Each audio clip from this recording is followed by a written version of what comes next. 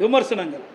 அதிமுக கூட்டணி பலம் இல்லை, திமுக கூட்டணி பலம் அதிகம், இந்தியா கூட்டணி பலம் அதிகம், அங்கே இருக்கின்ற பிரதமர் வேட்பாளர் யார் என்று குறிப்பிடவில்லை. அப்படியெல்லாம் பத்திரிகையிலும் ஊடகத்திலும் செய்திகள் தொடர்ந்து வெளியிட்டன. அவதூறு பிரச்சாரங்கள் அதிகமாக வெளியிடப்பட்டது. விவாத மேடையில் அனைத்து இந்திய அண்ணா திராவிட முன்னேற்ற கழகத்தை பற்றி இல்லாததும் பொல்லாததும் மக்களிடத்தில் ஒரு குழப்பத்தை உருவாக்கின்ற விதமாக இந்த தேர்தல் விதியெல்லாம் கையாண்டார்கள் எதிரிகள். இவ்வளவுக்கு இடையில் அனைத்து இந்திய அண்ணா திராவிட முன்னேற்ற கழகம் இந்த தேர்தலை சந்தித்து 2019 நாடாளுமன்ற தேர்தலில் பெற்ற வாக்குகளை விட 1% வாக்குகள் கூடுதலாக பெற்றது. இது அதிமுக கிடைத்த மிகப்பெரிய வெற்றியாக நாங்கள் பார்க்கின்றோம். இவ்வளவு பிரச்சனைக்கு இடையிலையும் மத்தியில் ஆட்சி அதிகாரத்தில் இருக்கின்றவர்கள் பிரச்சாரத்தில் மேற்கொண்டார்கள், மாநிலத்தில் இருக்கின்ற ஆட்சி அதிகாரத்தில் இருக்கின்ற பிரச்சாரத்தில் ஈடுபட்டார்கள். அதோடு ஊடகங்கள் பத்திரிகைகள் எந்த ஒரு ஆதரவும் இல்லாத இந்த சூழ்நிலையிலே அனைத்து இந்திய அண்ணா திராவிட முன்னேற்ற கழகம் கூட்டணி சிறப்பான முறையில் பணியாற்றி அனைத்து இந்திய அண்ணா திராவிட முன்னேற்ற கழகம் கடந்த 2019 நாடாளுமன்ற தேர்தல் பெற்ற வாக்குகளை விட 2024 நாடாளுமன்ற தேர்தலிலே அதிகமான வாக்குகளை பெற்று இருக்குது என்பதை மகிழ்ச்சியுடன் இந்த நேரத்தில் தெரிவித்துக்கிறேன். அதே போல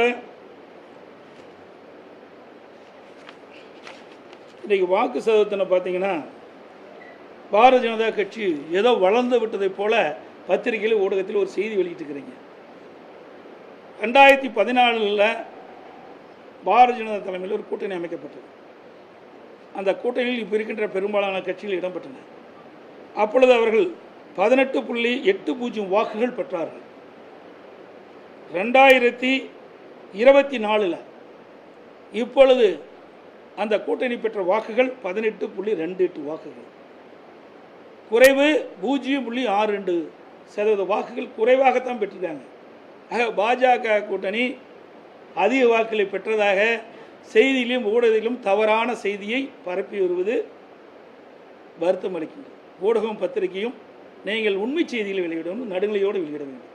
இது உங்கள் பத்திரிகைகளையும் ஆதாரமான அந்த செய்தி வச்சு தான் அதை பேசுகிறேன். அதே போல்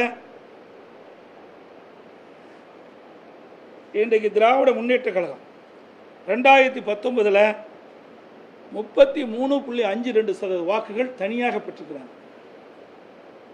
கூட்டணி இல்லாமல் திராவிட முன்னேற்ற கழக வேட்பாளர்கள் பெற்ற வாக்குகள் 33.52%.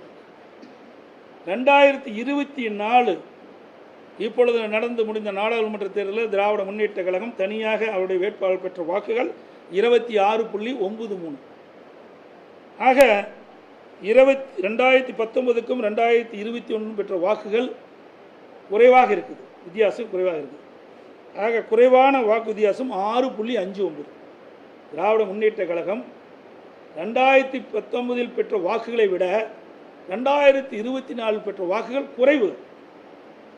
ஆக அவருடைய வாக்கு சதவீதம் இன்றைக்கு குறைந்திருக்குது, 6.59% குறைஞ்சிருக்குது.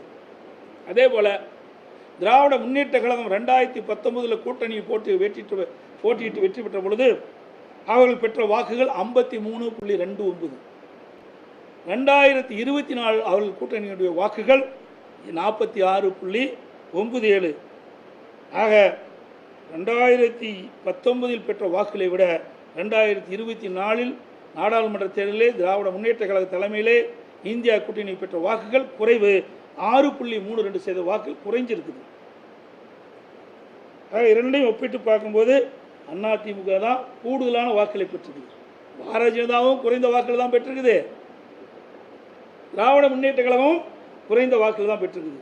ஆனால் பத்திரிகையில் ஊடகத்தில் என்ன பேசுகிறாங்க, அதிமுக வாக்கு வேறு கட்சிக்கு போயிட்டே சொல்கிறாங்க. அதிமுக வாக்குகள் எங்கேயும் போகல. அதை விட 2019 நாடாளுமன்ற தேர்தலில் அனைத்து இந்திய அண்ணா திராவிட முன்னேற்ற கழகம் பெற்ற வாக்குகளை விட 2024 நாடாளுமன்ற தேர்தலில் அனைத்து இந்திய அண்ணா திராவிட முன்னேற்ற கழகம் பெற்ற வாக்குகள் அதிகம் என்பதை தெளிவுபடுத்துகிறேன்.